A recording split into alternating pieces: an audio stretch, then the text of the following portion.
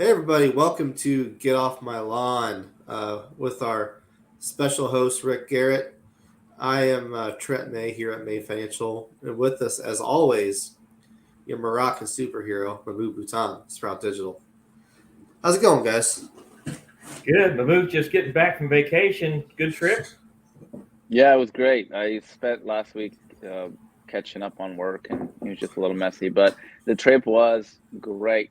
Everything went smooth. Got plenty of sun, charged the batteries, and I'm back. It's a slow start, like coming back. It feels like I'm not accomplishing enough, but yeah, I really hit the reset button. Good. Awesome. How about you guys? Good. I had my long-awaited eye surgery on last Tuesday, a week ago tomorrow, and still healing up from that. First 2 or 3 days were kind of a fog as I was, coming from the anesthesia and uh, actually, them going inside my eyeball to try to fix something. But I'm already seeing better. I actually drove yesterday, which was very cool. So it's been. I'm very hopeful for what by the time summer gets here, I'll be back to 100%. Was it general anesthesia? It was. It was. Oh wow. Um, so So you it know. was pretty invasive then. Oh yeah. I mean, they actually cut your eyeball open, drain it out, go inside, work on it, fill it back up, glue it Wow. back together. Yeah, I had eye surgeries before, but they were nothing like that. It was just like very topical, just the cornea, Right. some Right. drops, and but yeah, even the anesthesia was topical. But yeah, Yeah. that sounds a little much. So it's been how long now since your surgery? It'll be 1 week tomorrow. 1 week. Wow, that's Yeah. pretty good. Yeah. So Well, it is like one of the fastest healing. What is it? What is the? organ. I may be butchering it. Yeah, organ. Yeah, one of the fastest healing. Apparently, you just have to give it a lot of sleep. I Yep. remember taking a lot of naps Yes. after surgery, and that just healed real quick. Yep. So pretty excited for what the future holds. Trent, how are things with you? Oh, things are going. Just tax season and dance season and gymnastics season, so we're in full swing right now. Yeah, and for those that may be watching out of the area, I'm in Indianapolis. Trent and Mahmood are near Greenville, Ohio, in that area. We're expecting a major winter storm to come through. I think it may start late tomorrow night and run for the next 2 or 3 days. And I've seen forecasts from 6 to 14 inches of snow and some ice and big wind. It's going to be an interesting few days for us. I think living in this area, you kind of grow kind of calloused to that because it always starts like a week or two out, like storm of the century, Right. and then the night before it gets dropped to 1 or 2 inches, and then the day of you get a dusting. Yeah. We will see what this one has in store. So, I you know, remember there we was one time in school, like they were calling for it. Like overnight, we were just going to get dumped on over a foot of snow.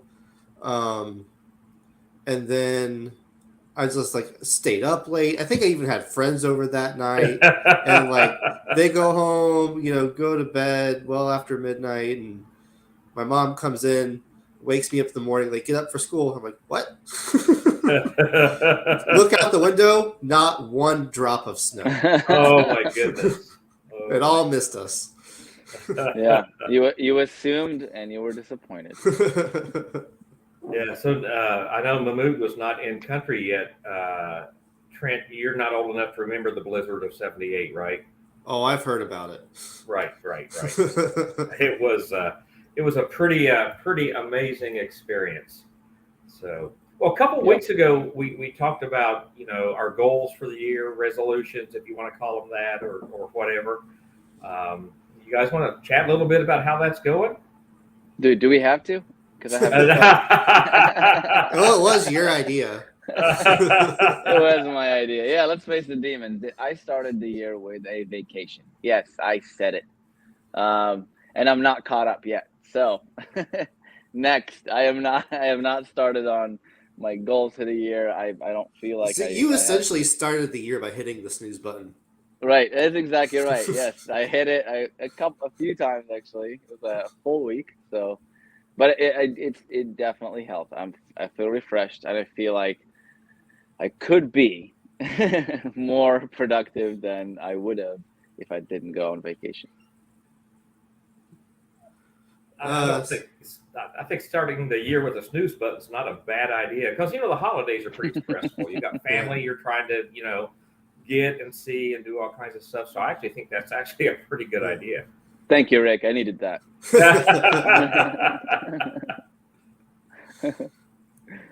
How about you? How about you Trent?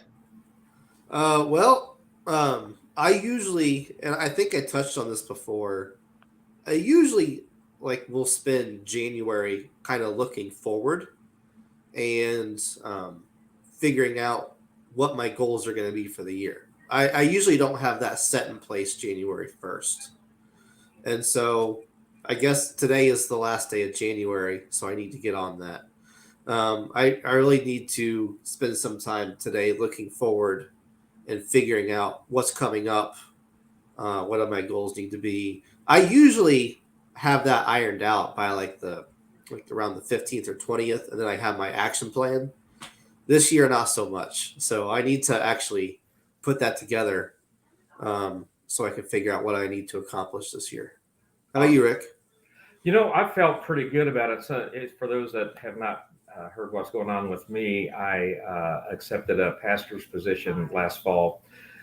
And so one of the things I wanted to do this year was really get on a schedule as far as sermon prep, all the things we have coming up. And I do all my office work from home. And the real temptation when you're working from home is to sit in front of the TV, pay half attention to TV and half attention to your work. At least that's always been my temptation.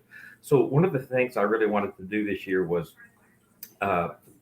get a set schedule where, I'm doing this on Monday and this on Tuesday and this on Wednesday. And that's worked out really well for me. And I think it's helped me be more productive. And I think it's actually cut down the amount of hours I'm working because I'm concentrating instead of giving half my attention to something. So Monday mornings I come into my office here at home and start working on the sermon for the week and picking out the music for the week and getting a hold of the music staff and so on. So, so far that's worked really, really well. And I'm glad that I kind of got on that early. I tend to be a bit of a procrastinator. So that's really cool hard for me to get in and start doing that. Well, way to organize yourself, Rick. So you're basically partitioning your days, like exactly. Each day is a different thing. Yep. Yeah, I need to do that too. Even like the day itself, like partitioning the day. I started doing it like right now. I do email like twice a day. I don't touch email like either in the morning. Like I do one in the morning, one in the afternoon, and then I do blocks of work throughout the day. That is a really good idea, especially if you're a procrastinator like me and like I get distracted easily. Yeah, I like that. Yeah, and I'm guilty of that, Rick, where I usually have something on all day. And that's just a habit I've developed. If I'm doing laundry or I'm mowing or doing dishes, whatever, I have a podcast in my ear or music or something. If I'm working, I might have one earbud in, one earbud out, and I might have some kind of a show I can ignore, a show I've seen 100 times. Maybe that's in the background and while I'm working. So yeah, I definitely do that too. Right. And I don't think I realized until I started doing this in January, I didn't realize how much that took away from my concentration. I would be, for example, working on a sermon and suddenly 20 minutes would pass and I'd be researching something perhaps and 20 minutes had passed and I realized I was watching TV. I wasn't reading what I was supposed to be reading. So it's been really, really good for me. Or you start giving your sermon for the pulpit and you realize that in the middle of your sermon that Opie gets in trouble and Andy needs to go rescue. And you get double bonus points for knowing what my favorite show is. Double point. Well, that is a great background show. It is. It really is. What is it you said, Opie? It's the Andy Griffith show. Opie's his Oh. child. Oh, yeah. Okay, I'm familiar. Yeah. It's a great show, and it's got some great life lessons too. And that's what you usually have in the background? Yes, or Star Trek. Because you've seen them so many times, like they can just be background noise. And Exactly. I Love Lucy is another one. I'll have that on in the background. Hmm. It's easy. Right. So I apparently, like there's to a new. have. Go ahead, Go ahead. Mahmood. I was gonna say I like to have music that doesn't have words in it, like that doesn't have lyrics, just background music. Because if there's words, I'll start singing and I get distracted. So the only thing I can Yeah. have is like elevator music, some upbeat elevator music, and just so I can get like into the zone. You turn the TV on, like, good luck. There's no way. I'll just completely go into the like my focus will go into the TV and I'll get absorbed. Yeah. Something completely different. Trent mentioned mentioned I Love Lucy. Apparently, there's a new documentary about that show out on maybe Netflix or Hulu. I don't remember which. It's Yes, on on Amazon Prime, Amazon. Amazon Prime. Okay. but it's very the truth is very very stretched, and it's almost deceiving in the way they do it. Really? Mm, Yeah. So like they have the actual show, like the actual movie, and then that's supposed to be like a week in the life of the I Love Lucy show. Right. The events that happened that week actually happened over several years, but they make it seem like it all happened that week. Oh, interesting. Not only that, oh, but they make it seem like they're going back and interviewing that the members of the cast and crew that are still alive. Right. None of them are. mm, And so they're very deceiving in how they do that because they make it look like you're going from real to movie, back to right. Right. real, back to movie. And So they yeah, took events that happened throughout a long period of time and just crammed them into these episodes, and they also like dramatized them a little bit. yeah, they definitely dramatized them and they made it look like all this was going on at one time.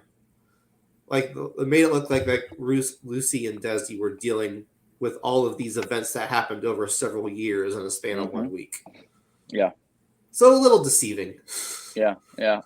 Well, there can't be many members of that show left alive. I'm assuming that little Ricky is still alive, Yeah, probably. and I'm sure Lucy Arnez, their daughter, probably is still around. Hmm. But I'm probably everybody else is gone. I would assume. It is a fun watch. I mean, there are some cool behind the scenes things in the movie. Just keep in mind what you're watching. Right. Mm. Right. Right. And this is the one with Javier Bardem, the like the Spanish actor. I'm not Is this the sure. show you're talking about? It It's has Nicole Kidman as Lucy. yeah, and I think he plays the guy. Yeah, I think so. Does he have a Spanish accent? Yeah. Okay, that's him then. Okay, that's what I thought because I saw him on Amazon Prime and Yeah, it's on like Prime. a while back. Okay, we're talking about the same thing then. Yep. Well, I should give it a watch just because I remember when that show was in first run. I'm the only one here old enough to actually remember that, and it was insanely popular when that show was on. And then Lucy went on to do let's see, that was I Love Lucy. Then she went on to do the Lucy Show, and 3 or 4 series after that.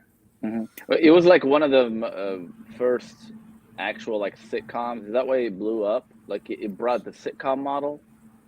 I think so. I mean, there were a few before that. George Burns had one, and Jack Benny had one. But I think certainly, I believe it was the first sitcom with a female star. So that was a huge deal to have a female taking the lead in the early 1960s when we were still very, entertainment was still very male dominated.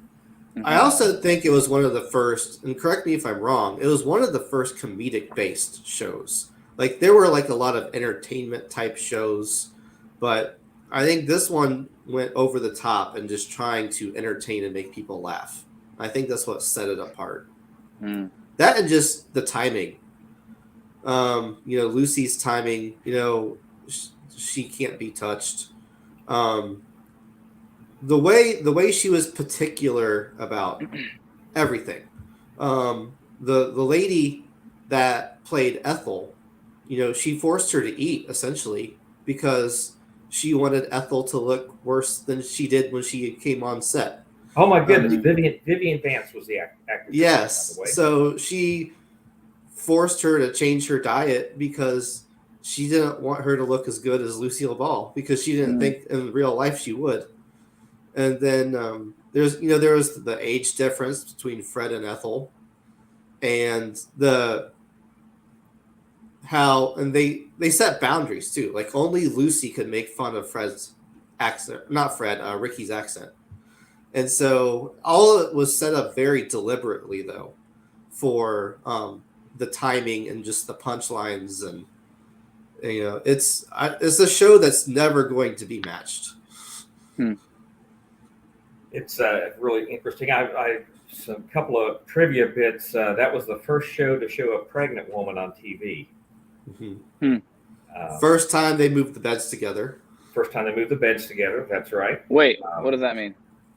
So the season 1, they had their beds were in the same room, but they weren't together. Like they were two twin beds pushed two apart. Separate beds. Yep. Mm-hmm. Gotcha. Okay, so they were breaking some barriers there. Yeah, that's why this show is so popular. I need to watch a few episodes. I have seen bits and pieces, but I've never actually watched the show because obviously I missed that part. I was in a different country. It's really like, and I'm probably gonna get blasted by saying this. It's like the original Seinfeld, really, because it's right. 4 people. It's a dialogue based show, and right. it's 4 people playing off of each other. Right, and just set up punchline, and then they go out, and then 2 other characters come in. So it's just like a different accent theater, but it's all just punchy. Yeah. I had never considered comparing, but you're right. You had Jerry, Elaine, Kramer, and George.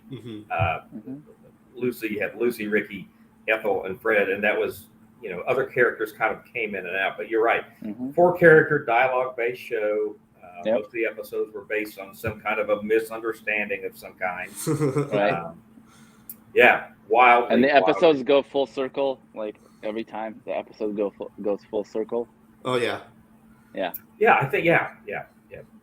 Yeah, I don't think you ever really had to know what happened last week to watch this week. Each episode is its own membrane.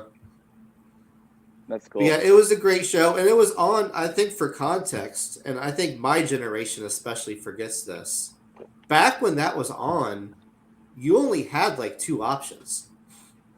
Like you were watching this or nothing, essentially. Yeah.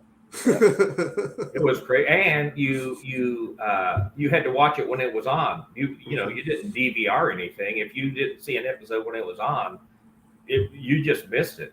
Yeah. And that's what's so hard about ratings today is I don't watch anything live anymore because I'm not going to sit there and watch commercials. I don't have time for that.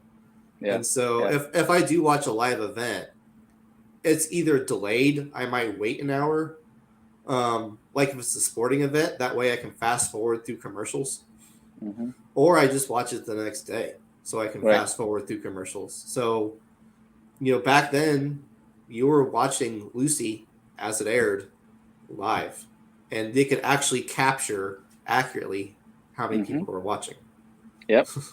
And now the attention splintered. Like before, it was focused. You'd know when the peak was, right after work, 7 to 9, that's when people watch TV. So all the really important shows went to those time slots. Now it's like all internet based. So first of all, the attention is splintered.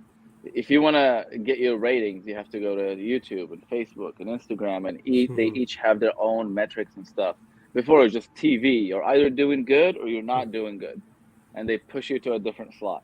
Now it's, if you're good, you're good. You can shoot your show at 3 a.m. Yeah. And there are some things like certain sporting events for me, like I won't watch the actual sporting event at all. But what I will do is go watch the 3-minute highlight package on YouTube. Same. So you guys are in Ohio. You guys are like, your whole state is on cloud 9 now, right? Because of the Bengals going to the Super Bowl. Yep. I don't know. I could be wrong about this.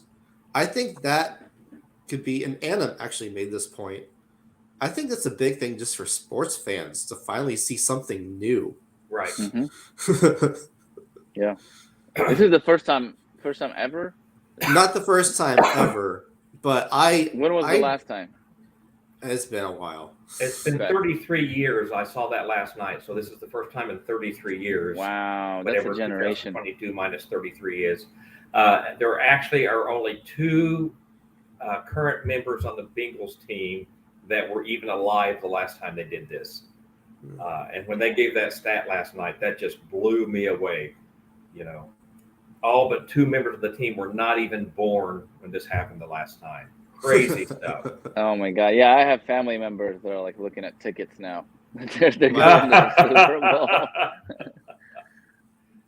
But yeah, I honestly, I never expected to be watching a team from Ohio in the Super Bowl anytime soon. Mhm. Because like the Ohio teams get like the first two draft picks every year, but it never really amounts to anything. That's really good. That's really historic. I'm glad I'm witnessing this. Yeah, it'll be a fun. I don't understand a lot about football, but that game was really, really. That was like an entertaining game. It was. When it's really close. Because sometimes you look at a football game, you're like, it's not even worth watching. This is they're butchering them, like sometimes, like 30-0, and you're like, yeah, I can't watch this. Well, but that like, one was, you stayed on your toes, like it kept you on your toes. I'm gonna be honest though, I thought it was over after the first quarter. Oh, me too. Really? And Holly, my wife, lived in Kansas City, so she's a huge Chiefs fan. And the way they came out in the first quarter, we're like, all right, we're going back to the Super Bowl. But if anybody had to beat the Chiefs, I'm glad it was the Bengals, because that was my first professional football game I ever attended, was at Riverfront Stadium. Oh, cool. Yeah. When Kenny Anderson was a quarterback, so that tells you how long ago that has been. And we sat way up, like in the red seats, way up high. It was in November. It was sleeting. It was raining. It was. I never had so much fun being miserable. Then I came home and I think I was sick for a week afterwards. That's a good way to put it. This will probably anger some people, but I've been to countless soccer games, but other than high school, I have never been to a live football game. Like maybe like a D3 college game, right? Or I might have gone to like a Ball State one as a kid or something like that. But an actual real football team, like I've never actually watched that. I need to catch an Ohio State game sometime. I've never been to an actual professional, like an NFL game, a live NFL game, but I've been to a lot of like college football games. I went to UK, so the stadium. I always forget they have a football team. Oh, they were surprisingly good back then. Like they were pretty good. The basketball team was really good too. They have good basketball. Oh yeah, they have a great basketball team. Like Kentucky is like IU to me, where I always forget they have a football team.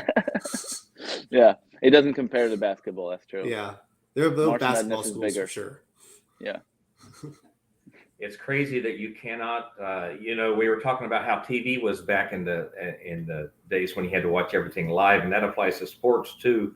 There weren't any spoilers. Mm-hmm. Now you immediately know what's going on. Mm-hmm. Right, because there's content of content of content.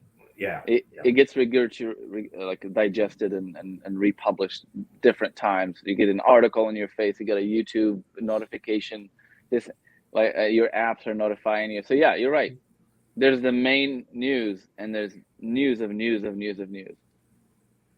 Yeah, and then you have, if a movie's coming out, you have to stay off Twitter because someone's just dying to leak what happens.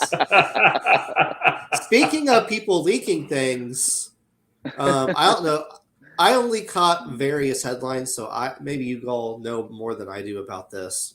Yeah. Apparently, the Tom Brady retirement news got leaked early.